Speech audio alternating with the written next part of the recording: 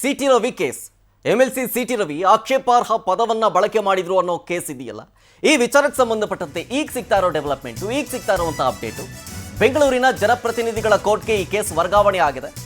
ಈಗಾಗಲೇ ಬೆಳಗಾವಿಯಿಂದ ಬೆಂಗಳೂರಿಗೆ ಹೊರಟಿದ್ದಾರೆ. ಈ ಪ್ರಕರಣ ನಮ್ಮ ವ್ಯಾಪ್ತಿಗೆ ಬರೋದಿಲ್ಲ ಅಂತ ಬೆಳಗಾವಿ ಜೆಎಂಎಫ್ಸಿ ಕೋರ್ಟ್ ಹೇಳಿದೆ. ಸಂಬಂಧಪಟ್ಟ ನ್ಯಾಯಾಲಯಕ್ಕೆ ಅರ್ಜಿಯನ್ನು ಸಲ್ಲಿಸುವುದಕ್ಕೆ ಆದೇಶವನ್ನು ಹೊರಡಿಸಿದ್ರು. ಬೆಳಗಾವಿ ಜೆಎಂಎಫ್ಸಿ ನ್ಯಾಯಾಲಯದಿಂದ ಈ ಆದೇಶ ಹೊರಡಿಸಿದೆ. ಜೆಎಂಎಫ್ಸಿ ಕೋರ್ಟ್ ಜಡ್ಜ್ ಸ್ಪರ್ಶ ಡಿಸೋಜಾ ಈ ಆದೇಶವನ್ನು ಹೊರಡಿಸಿರೋದು. ಸೊ ಹಾಗಾಗಿ ಬಿಗಿ ಭದ್ರತೆಯೊಂದಿಗೆ ಬೆಂಗಳೂರಿನತ್ತ ಬಿಜೆಪಿ ಎಂಎಲ್ಸಿ ಸಿಟಿ ರವಿ ಅವರು ಬರ್ತಾ ಇದ್ದಾರೆ. ಬೆಳಗಾವಿ ಪೊಲೀಸರು ಬೆಂಗಳೂರು ಕರ್ಕೊಂಡ್ ಬರ್ತಾ ಇದ್ದಾರೆ ಸಿಟಿ ರವಿ ಅವರನ್ನು. ಬೆಳಗಾವಿ ಕೋರ್ಟು ಟ್ರಾನ್ಸಿಟ್ ವಾರೆಂಟ್ ಅನ್ನ ಕೊಟ್ಟಿದೆ.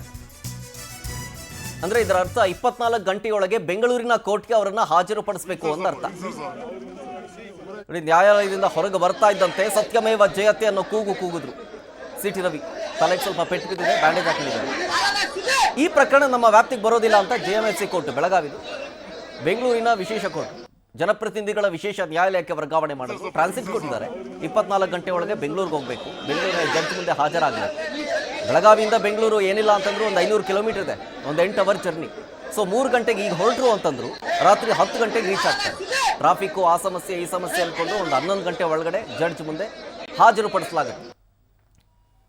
ಅಂದ್ರೆ ಜಡ್ಜ್ ನಿವಾಸಕ್ಕೆ ಭೇಟಿ ಕೊಟ್ಟು ಜಡ್ಜ್ ಮುಂದೆ ಹಾಜರುಪಡಿಸ್ತಾರೆ. ಆ ನಂತರ ಈ ಪ್ರಕರಣ ಹೆಂಗೆ ತೀರ್ವನ್ನು ಪಡ್ಕೊಳ್ಳುತ್ತೆ, ಜಡ್ಜ್ ಏನ್ ನಿರ್ಧಾರ ಮಾಡುತ್ತೆ ಕಾದ್ ನೋಡ್ಬೇಕು. ಈಗಷ್ಟೇ ಹೇಳ್ತಾ ಇದೆ, ಬೆಂಗಳೂರಿನ ಜಡ್ಜ್ ನಿವಾಸಕ್ಕೆ ಹಾಜರುಪಡಿಸೋದಕ್ಕೆ ಎಲ್ಲಾ ಸಿದ್ಧತೆಗಳಾಗ್ತಾ ಇದೆ. ಕೋರಮಂಗಲದಲ್ಲಿರುವಂತಹ ಜಡ್ಜ್ ಗಜಾನನ ಭಟ್ ಅವರ ನಿವಾಸ. ಸಂಜೆ ಇಲ್ಲವೇ ರಾತ್ರಿ ವೇಳೆಗೆ ಸಿಟಿ ರವಿ ಅವರು ಬೆಂಗಳೂರಿಗೆ ಬರ್ತಾರೆ.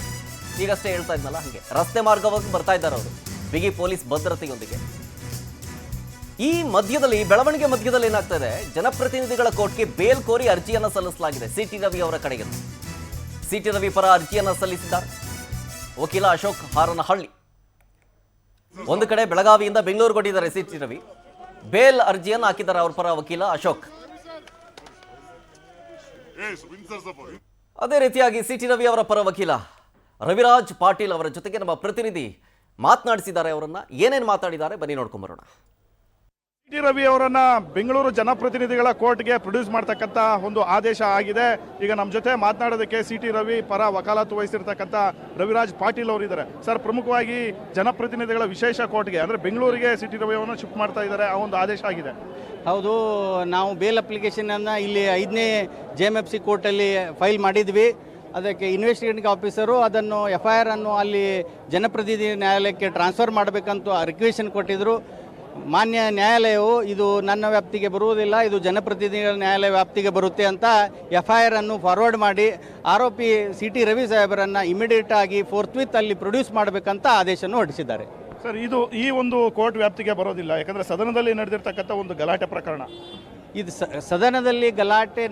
ಸದನದಲ್ಲಿ ಆದ ಯಾವುದೇ ಒಂದು ಮಾತು ಅಥವಾ ಗಲಾಟೆ ಆದರೆ ಸೆಕ್ಷನ್ 1 ಆರ್ಟಿಕಲ್ 194 ಆಫ್ ಕಾನ್ಸ್ಟಿಟ್ಯೂಷನ್ ಪ್ರಕಾರ ಕೋರ್ಟಿಗೆ ಪೊಲೀಸ್ ಸ್ಟೇಷನ್ಗೆ FIR ಮಾಡುವ ಅಧಿಕಾರ ಇರೋದಿಲ್ಲ. ಆದರೂ ಇದನ್ನು ಇಲ್ಲಿಗಲ್ ಆಗಿ FIR ಮಾಡಿ ಇಲ್ಲಿಗಲ್ ಆಗಿ ಅವರನ್ನು ಅರೆಸ್ಟ್ ಮಾಡಿರೋದು ನಾವು ಖಂಡಿಸುತ್ತೇವೆ. ಸರ್, ಪ್ರಮುಖವಾಗಿ ಸಿಟಿ ರವಿ ಅವರು ಕೂಡ ತಮ್ಮ ನೋವನ್ನ ಮತ್ತೆ ಕಿರುಕುಳ ಕೊಟ್ಟರು ಅಂತ ಜಡ್ಜ್ ಮುಂದೆ ಏನಾದರೂ ಹೇಳ್ಕೊಂಡಿದ್ರು. ಸಿಟಿ ರವಿ ಸಾಹೇಬರಿಗೆ ಜಡ್ಜ್ ಸಾಹೇಬರು ಕೇಳಿದಾಗ ಅವರು ಪೊಲೀಸರು ನನಗೆ ಮಾನಸಿಕವಾಗಿ ಹಾಗೂ ದೈಹಿಕವಾಗಿ ತೊಂದರೆ ಕೊಟ್ಟಿದ್ದಾರೆ.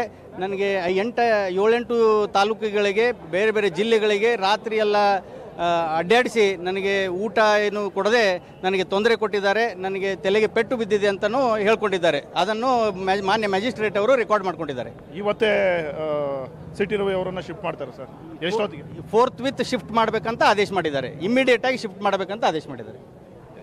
ಇವತ್ತು ನೈಟ್ ಏನಾದರೂ ಜಡ್ಜ್ ಮುಂದೆ ಪ್ರೊಡ್ಯೂಸ್ ಮಾಡ್ತಕ್ಕಂಥ ಸಾಧ್ಯತೆ ಮಾಡಲೇಬೇಕು.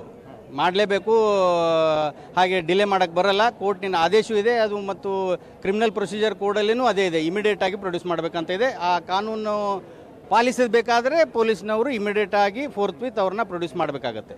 ಸರ್, ಈ ಒಂದು ಪ್ರಕರಣದಲ್ಲಿ ಅವ್ರಿಗೆ ನಾನ್ ಬೇಲೇಬಲ್ ಒಂದು ಸೆಕ್ಷನ್ಗಳನ್ನು ಹಾಕಿರ್ತಕ್ಕಂಥದ್ದು. ಹೌದು, ಅದು 75 and 79 ಆಫ್ BNS ಆ್ಯಕ್ಟ್ ಅಂತ ನಾನ್ ಬೇಲೇಬಲ್ ಸೆಕ್ಷನ್ಸ್ ಹಾಕಿದ್ದಾರೆ.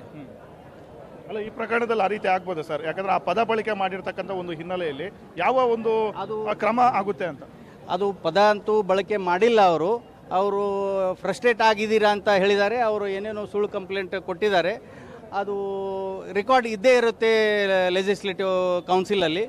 ಮುಂದೆ ತನಿಖಾಧಿಕಾರಿಗಳು ಅದನ್ನ ಕಲೆಕ್ಟ್ ಮಾಡ್ಬೋದು.